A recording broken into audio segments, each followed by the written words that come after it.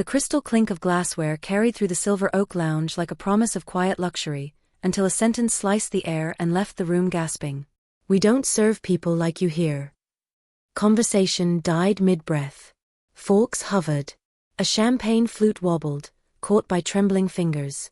Near the entrance, a man stood motionless, mid-40s, salt and pepper hair, tailored charcoal suit, kind eyes that had learned to be patient. His hands moved with measured grace, shaping words most people in the room didn't understand or didn't want to.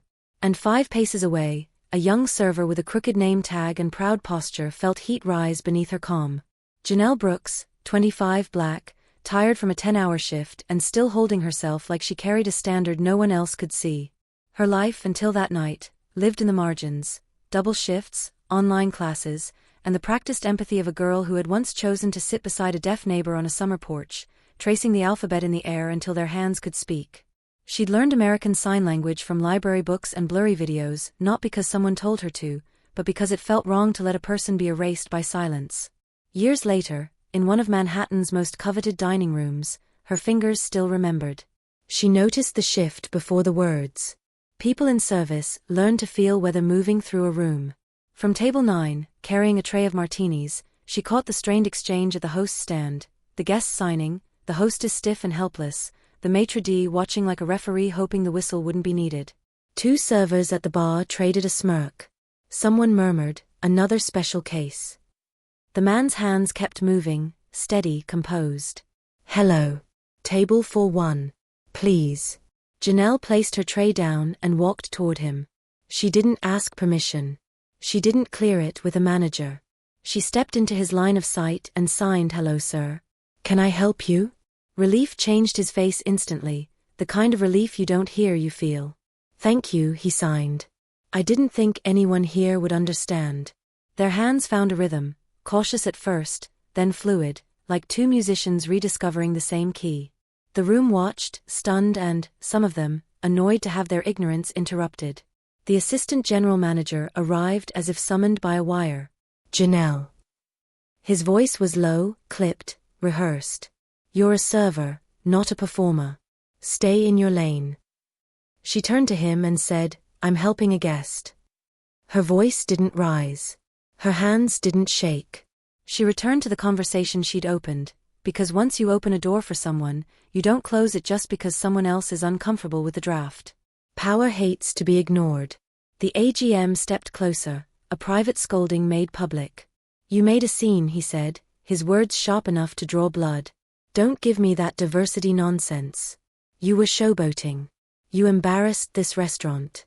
You're not special. You're replaceable." The word thudded in her chest. Replaceable.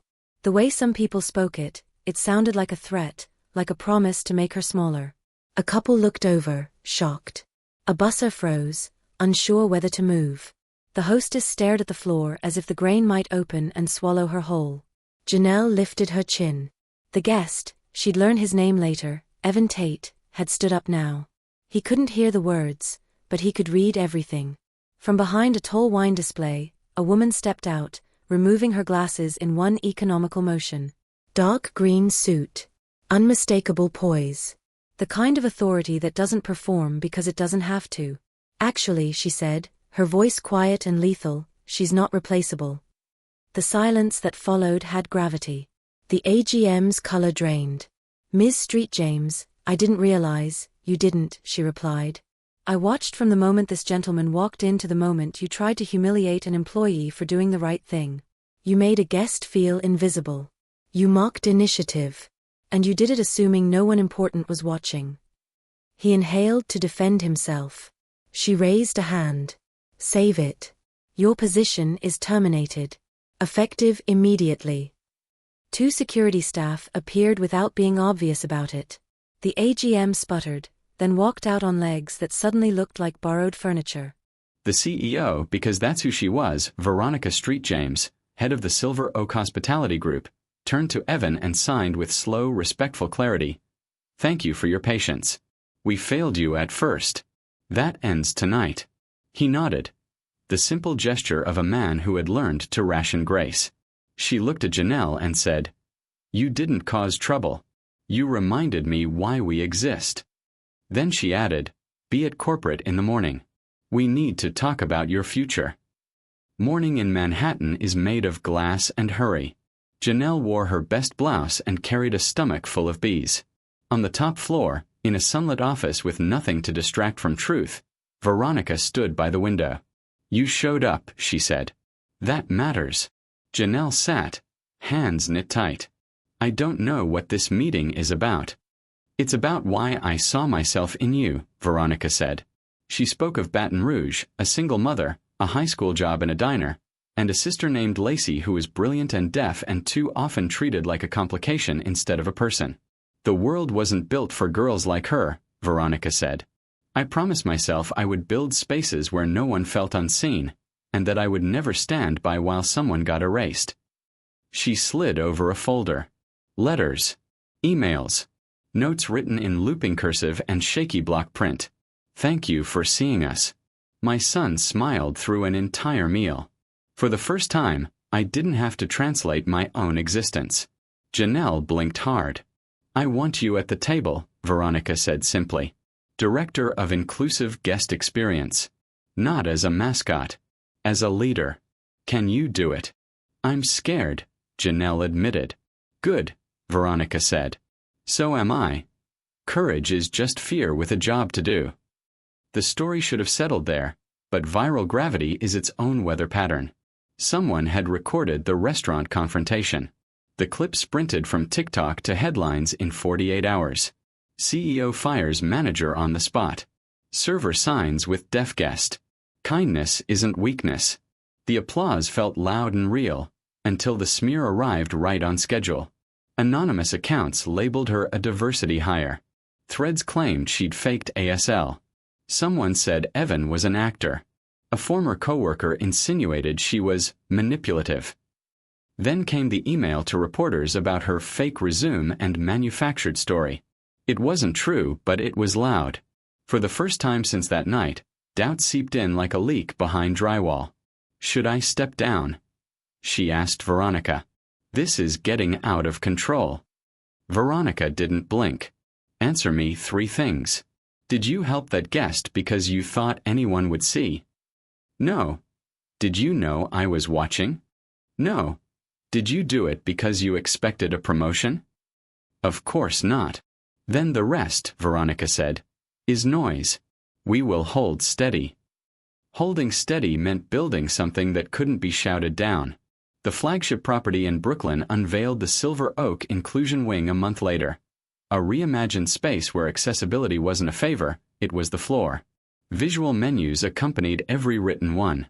Tactile paths traced the room like thoughtful arteries. Real-time sign language interpretation lived behind soft-lit glass. Sensory-friendly lighting warmed quieter corners. On opening night, Veronica and Janelle stood center stage. Evan sat front row with his mother, who had flown in and now wiped a tear with a hand that trembled and refused to hide. "I used to think kindness belonged in the background," Janelle said at the mic. "Now I know it leads. Accessibility isn't charity. It's a right. From today, it's our standard." The room applauded, not politely but like relief had a sound. Backlash shifted shape but didn't vanish.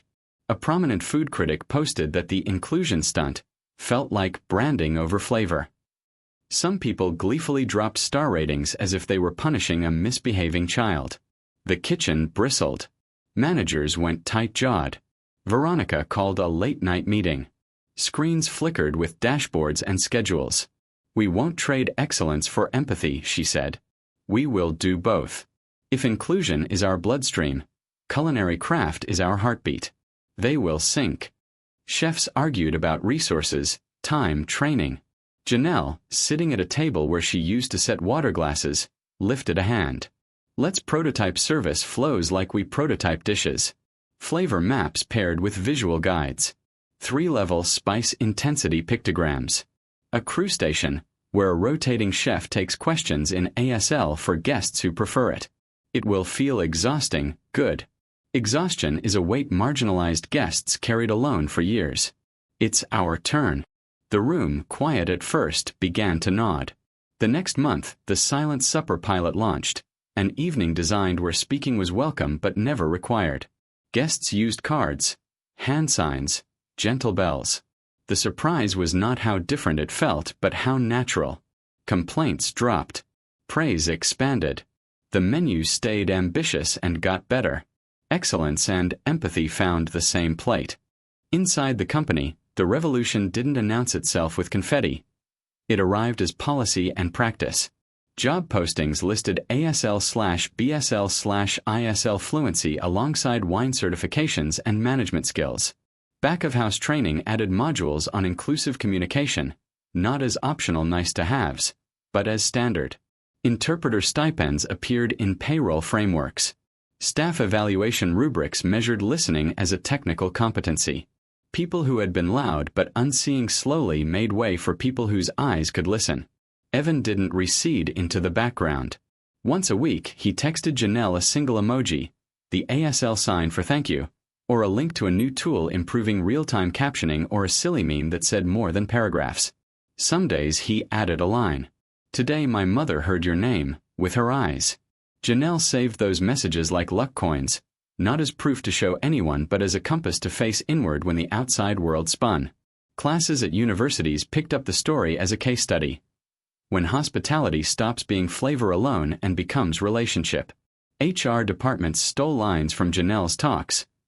Kindness is not the enemy of discipline. It is the foundation of it. Treating silence like absence is institutional deafness. Ads changed without swagger. The brand learned to lower its voice and heighten its care. In the background, a healing took place that didn't need press releases. But lives don't seal themselves on a climax. One crowded evening, a family arrived, a woman in a wheelchair, a partner at her shoulder, a teenage son holding a card that said, "My sister is sound sensitive. Could we have a quieter corner?" The hostess greeted them with a simple sign, "Welcome." The server seated them in a pool of soft light and left small cue cards. Change spoon? More water. Pause. More time. Tap whichever you need. Janelle watched from a few steps away and felt a private prayer loosen in her chest, the one where she'd asked to do her job so well that eventually she wouldn't be needed to fix surfaces because the structure itself would be kind. That night, it felt like the first installment of an answer. If you're reading this and you've ever been told you're just a barista, just an intern, just a part-timer, set that word down. The smallest action at the right moment can lever a system. Permission is a story people tell to keep things tidy. Courage is messy. Next time you see someone being dismissed or silenced, step toward them. Sometimes that looks like words. Sometimes it looks like hands speaking in the air. Sometimes it looks like standing there and refusing to look away. Change doesn't begin with volume. It begins with the inhale you take when you decide to act. Somewhere tonight, in another dining room, another Janelle is wiping her hands on her apron and choosing to cross a room. Somewhere, another Veronica is stepping out from behind a wall with a sentence that will become a blade and a bomb. Somewhere, another Evan is smiling without sound and saying with his eyes what none of us needs a microphone to understand. Thank you for learning my language. Thank you for letting me be fully here. And maybe, no, certainly, a little girl is watching her own hands, learning to make them speak. Someday she'll step forward, not because the job requires it, but because her humanity does. She'll sign hello to a man at a door, and the world will move. Not because of a headline. Because one heart refused to confuse silence with absence and one pair of hands refused to let kindness stay small.